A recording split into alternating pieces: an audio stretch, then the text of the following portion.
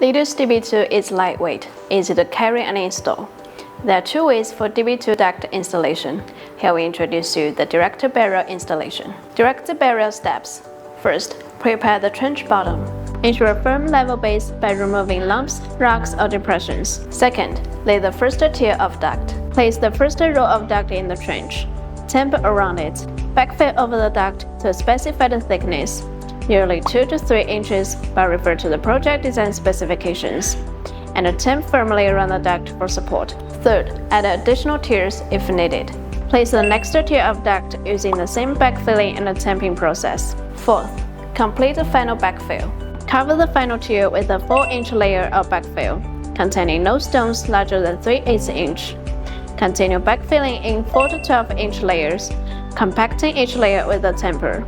Apply 12 inches of backfill over the duct. That's the whole process of direct barrel installation. Follow us to know more about electrical conduit information.